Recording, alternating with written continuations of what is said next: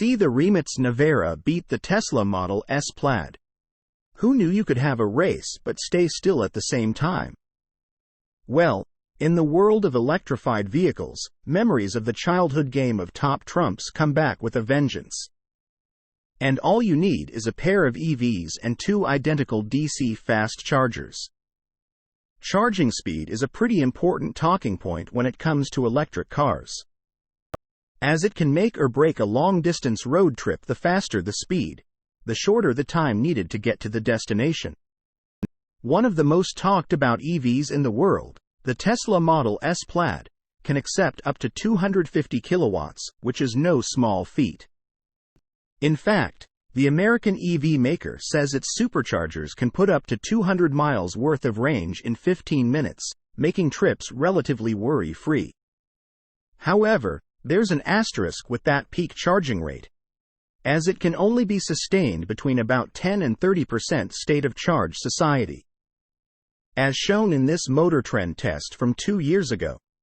After the society goes over 30%, the charging power slowly goes down, resulting in an average of 130 kilowatts between 20 and 80% society.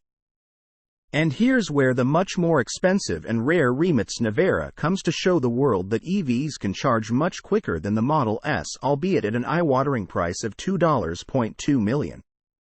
By comparison, a bog-standard Plaid goes for $89,990. As you can see in the video below, which was posted on Facebook by none other than Mate Rimac, the Croatian company's founder and CEO. A Nevera and a Model S Plaid were parked at a European Ionity DC fast charging station, which has several stalls capable of delivering a maximum rate of 350 kilowatts each. The battery of the Model S was at 32%, so just over that 30% threshold that was mentioned in the Motor Trend piece, and it was pulling 159 kilowatts from the charger. However, the Nevera, which was at 42% society, was getting a whopping 339 kilowatts out of the Ionity stall, more than double compared to the electric sedan. In the official specs, Rimac says the Nevera, which runs on a 730-volt architecture, can accept up to 500 kilowatts of power for a 0 to 80% top-up in just 19 minutes. The Model S high-voltage architecture runs at 400 volts, limiting its ability to accept more power, compared to an 800-volt system. However, changing things up while an EV is being produced is no small thing, and ultimately the current recharge speeds of Tesla's models are more than acceptable.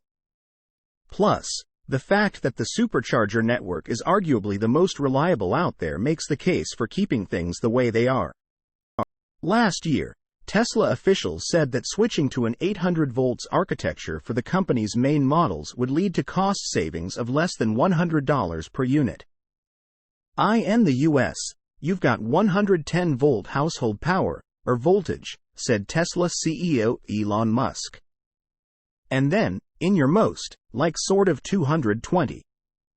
But really, it doesn't make that much of a difference.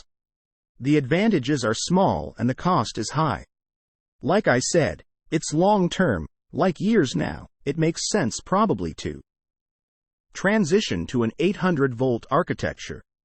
But it really needs a very big vehicle volume to pay for the cost of changing from 400 to 800 volts, he added.